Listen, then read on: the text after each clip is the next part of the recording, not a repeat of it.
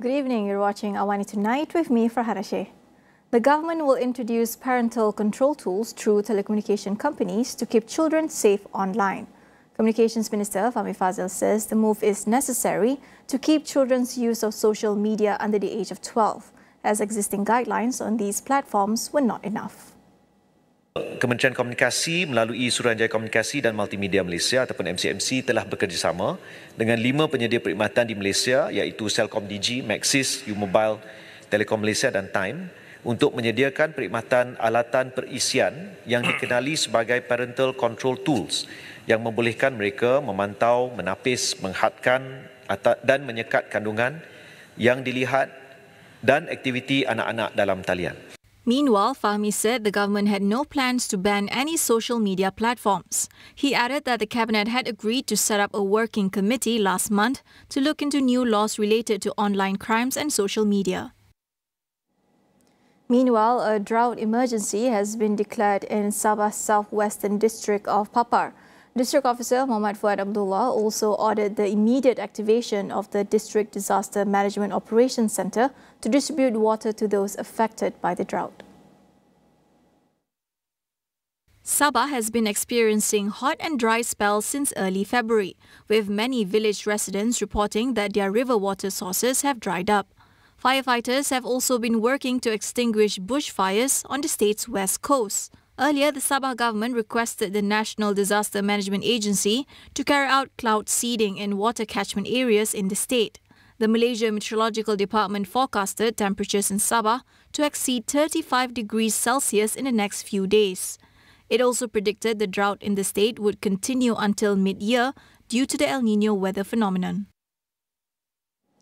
Details of the Gig Workers Commission are currently under review. Human Resource Minister Stephen Sims said the ministry is currently conducting the review in collaboration with University Malaya.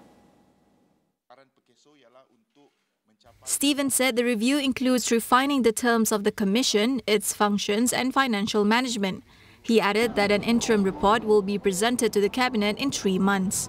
On March 2nd, Prime Minister Datuk Sri Anwar Ibrahim announced the formation of a Gig Workers Commission. The commission is expected to protect and safeguard the welfare of gig workers in the country by prioritizing social protection, contract disputes and career advancement. The government will be seeking the public's views on whether heavier punishments should be imposed against underage drivers. Deputy Transport Minister Dato' Hazbi Habibullah revealed that from 2021 to 2024, there were over 3,000 recorded cases of underage driving. From January 1st to February 29, 2024 alone, 578 summons have been issued. Besides penalties, Hazbi said the ministry and its relevant agencies would also continue providing education and awareness on the dangers of underage driving. Under existing law, underage drivers can face fines of up to 2,000 ringgit or imprisonment of up to 6 months or both if convicted. In November last year, Transport Minister Anthony Loke said the ministry would conduct a review on fines against underage drivers as stipulated under the Road Transport Act 1987. The Human Rights Commission, Suhakam, today again urged the government not to press ahead with the proposed amendments of constitutional provisions regarding citizenship. Suhakam Vice Chairman Ragunath Kesavan said the proposed provisions were regressive and would be a setback for human rights in Malaysia.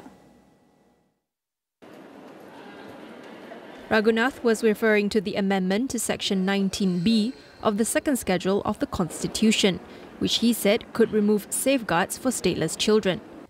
Suhakam's concerns revolve around the move from granting citizenship by operation of law, as enshrined in the Constitution, to leaving it to the discretion of the Home Minister.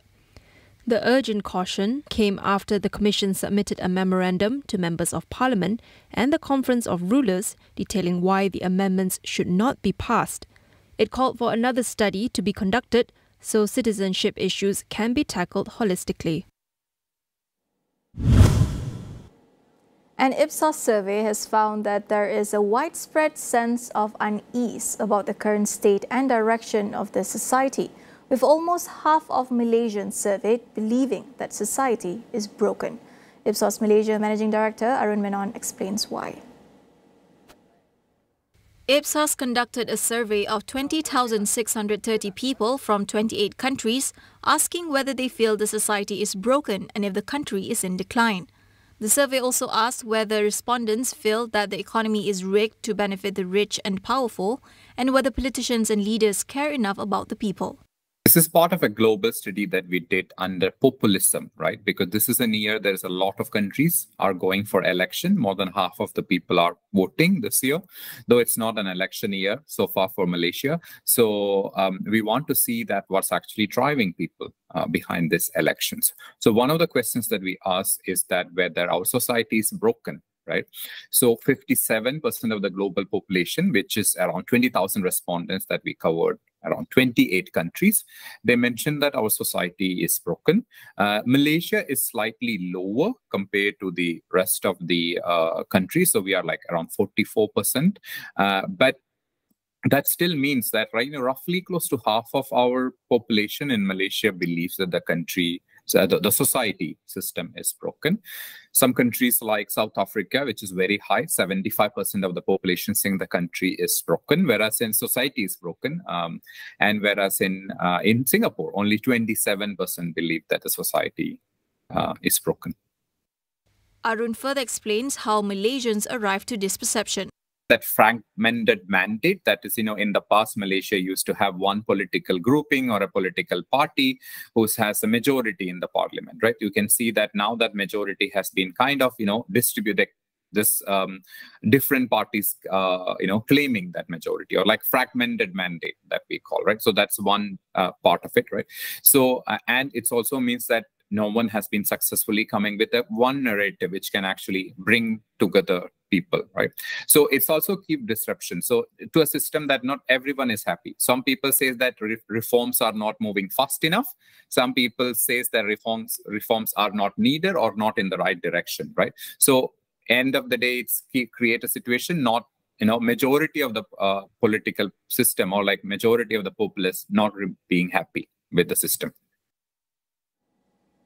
With a general dissatisfaction with the current environment, Arun said that many of the respondents called for strong leadership to fix the current system. This, he said, could help restore confidence in the political establishment and institutions. In the markets like US, then Donald Trump is again coming into the elections, which he's trying to relate to the people. So we would see that kind of as, leaderships coming up, right?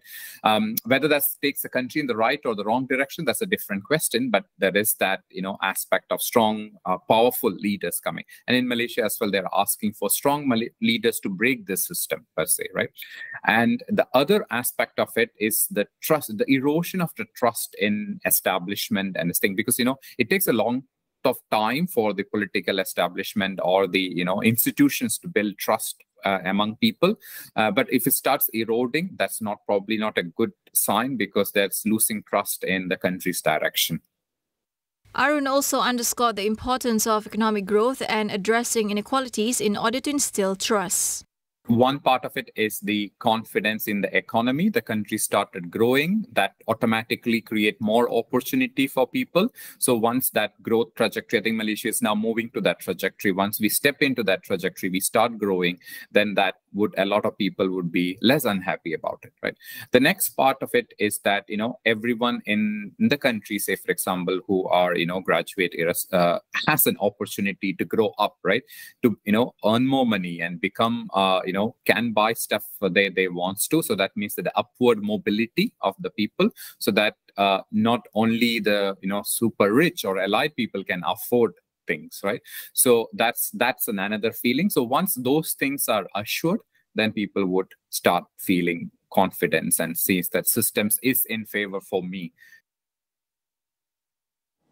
We go for a quick break. Don't go anywhere.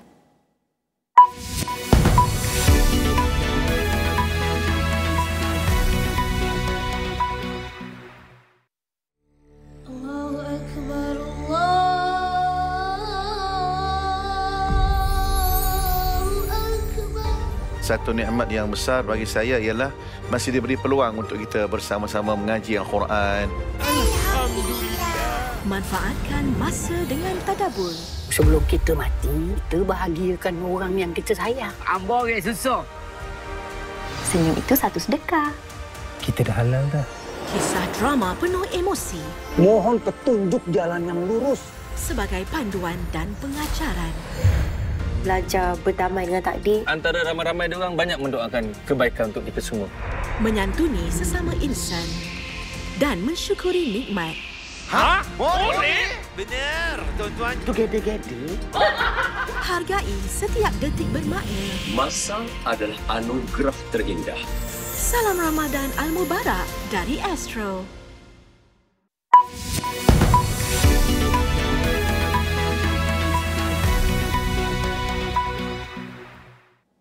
Welcome back. Indonesian presidential candidate Anies Baswedan plans to file a case at the Constitutional Court to challenge the results of last month's election.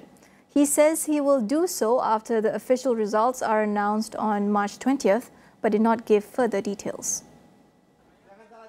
The former governor and education minister criticized what he said was a lack of free and fair elections, claiming that the state did not adopt a neutral stance towards the candidates.